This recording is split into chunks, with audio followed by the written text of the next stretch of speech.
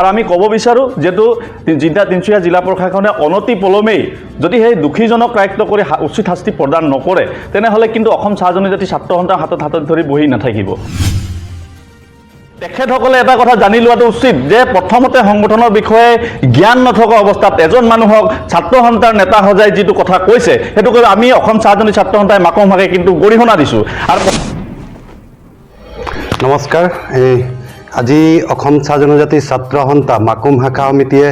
এক সংবাদমেল সম্বোধন কৰিবলৈ আগবাঢ়িছোঁ। পোনপ্ৰথমে আমি অসম চাহ জনজাতি ছাত্ৰ সন্থা মাকুম শাখা সমিতিৰ তৰফৰ পৰা সমূহ ৰাইজলৈ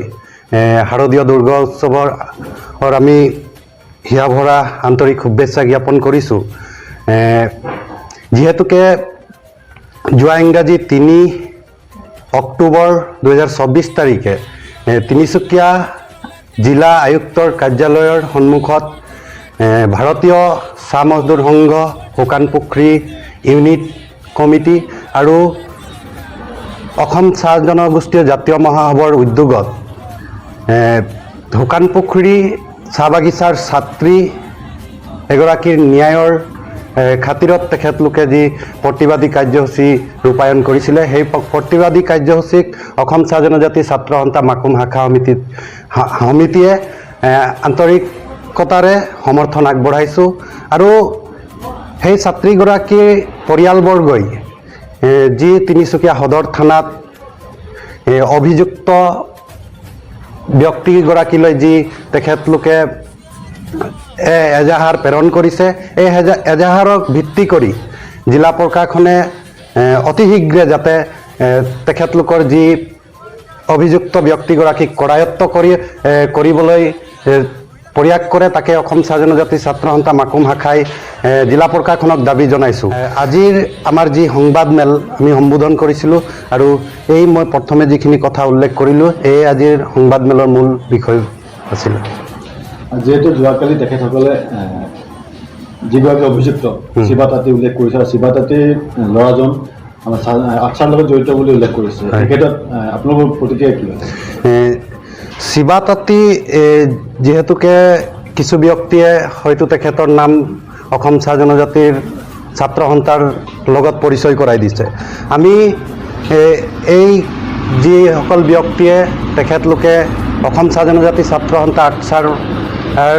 প্ৰতি ইমান এটা অভিজ্ঞ নহয় আৰু তেখেতলোকে নজনাৰ খাতিৰত তেখেতলোকে হয়তো শিৱা তাঁতীৰ নাম অসম চাহ জনজাতি ছাত্ৰ সন্থাৰ লগত সাঙুৰ খুৱাইছে। আমি মাকুম শাখা সমিতিয়ে স্পষ্ট কৰি দিছোঁ যে শিৱা তাঁতী অসম চাহ জনজাতি ছাত্ৰ সন্থাৰ লগত কোনো বিষয় বাবতে তেখেতে জড়িত নহয়। কিন্তু আজি প্ৰায় 1 মাহ উকলি যোৱাৰ পিছতো কোনো ন্যায় ব্যৱস্থাত তেখেতে বা আমাৰ ছাত্ৰীগৰাকীয়ে নাপালে। গতিকে আমি তিনিচুকীয়া জিলা প্ৰশাসনক এটা কথা সকীয়াই দিব বিচাৰিছোঁ যে অন্তিপলমে এই দোষী ব্যক্তিজনক কৰায়ত্ব কৰি শাস্তি প্ৰদান কৰিব লাগে, অন্যথা অসম চাহ জনজাতি ছাত্ৰ সন্থা মাকুম শাখাই আমাৰ তিনিচুকীয়া জিলা প্ৰশাসনৰ বিৰুদ্ধে প্ৰতিবাদী কাৰ্যসূচী হাতত ল'বলৈ বাধ্য হ'ম। আজি যি আমি প্ৰেছ মিট অসম চাহ জনজাতি ছাত্ৰ সন্থাই ইয়াত আয়োজন কৰিছে তাৰ যোগেদি মই অসমবাসী ৰাজ্যলৈ পোনপ্ৰথমতে শাৰদীয় দুৰ্গা পূজাৰ আন্তৰিক শুভেচ্ছা জ্ঞাপন কৰিছোঁ। আৰু যোৱা যি তিনিচুকীয়া শুকান পুখুৰীত যি ঘটনা ঘটিছে তাৰ বিষয়ে যোৱাকালি যিটো ধৰ্ণা কাৰ্যসূচী আমাৰ BCMS তথা জাতীয় মহাসভাই আয়ুক্ত কাৰ্যালয়ত লৈছিলে তাৰ কাৰ্যালয়ত যি কাৰ্যসূচী লৈছে তাৰ যোগেদি আমি এটা কথা অৱগত হ'লোঁ। যিহেতু প্ৰায় 15 দিনৰ আগত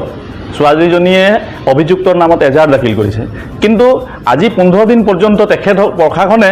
যিটো ভূমিকা পালন কৰিছে এইটো কিন্তু সন্দেহজনক। যিহেতু আমি দেখিব পাইছোঁ এই ছোৱালীজনী দুখীয়া বা চাহ জনগোষ্ঠীৰ ছোৱালী হোৱাৰ কাৰণেই যাতে এইবিলাক হৈ আছে নেকি তেনেকৈ আমাক এটা অনুভৱ হৈছে। আৰু আমি ক'ব বিচাৰোঁ যেটো তিনিচুকীয়া জিলা প্ৰশাসনে অনতি পলমেই যদি সেই দোষীজনক কায়ক্ত কৰি উচিত শাস্তি প্ৰদান নকৰে তেনেহ'লে কিন্তু অসম চাহ জনজাতি ছাত্ৰ সন্থাৰ হাতত ধৰি বহি নাথাকিব। আৰু মই এটা কথা অৱগত কৰিব বিচাৰিছোঁ যাতে আমি অহা 1 সপ্তাহৰ ভিতৰত যদি সেই দোষীক যদি কায়ক্ত নকৰে তেনেহ'লে জিলা প্ৰশাসনৰ এগেইনষ্টত কিন্তু আমি বৃহৎ কাৰ্যসূচী ল'বৰ কাৰণে বাধ্য হ'ম।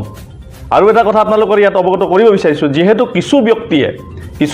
যিটো যোৱাকালি ধৰ্ণা কাৰ্যসূচীত এটা কথা উল্লেখ কৰিছিলে যে সেই মানে যিটো কাল্পিতজনে যে অসম চাহজনী ছাত্ৰ সন্থাৰ নেতা হোৱাৰ কাৰণে জিলা প্ৰশাসনে তেখেত ৰক্ষণাবেক্ষণ দিছে বুলি তেখেতসকলে এটা কথা জানি লোৱাটো উচিত যে প্ৰথমতে সংগঠনৰ বিষয়ে জ্ঞান নথকা অৱস্থাত এজন মানুহক ছাত্ৰ সন্থাৰ নেতা সজাই যিটো কথা কৈছে সেইটো কৈ আমি অসম চাহজনী ছাত্ৰ সন্থাই মাকমহাকে কিন্তু গৰিহণা দিছোঁ আৰু প্ৰথমতে তেখেতক এটা কথা অৱগত কৰাব বিচাৰোঁ যে তেখেতে প্ৰথম কথা গম পাব লাগে যে এই মানুহজন সংগঠনৰ লগত জড়িত হয় নহয় সম্পূৰ্ণ তথ্য নজনাকৈ যিবিলাক কথা কয় সেইটো কিন্তু ভাল নহয় আৰু আমি অসম চাহজনী ছাত্ৰ সন্থাই এটা কথাই আৰু আপোনালোকৰ যোগেদি এটা অৱগত কৰিব বিচাৰোঁ যিহেতু এই ছোৱালীজনী যেতিয়ালৈকে ন্যায় নাপায় তেতিয়ালৈকে কিন্তু অসম চাহ জনজাতি ছাত্ৰ সন্থাই শান্ত হৈ বহি নাথাকে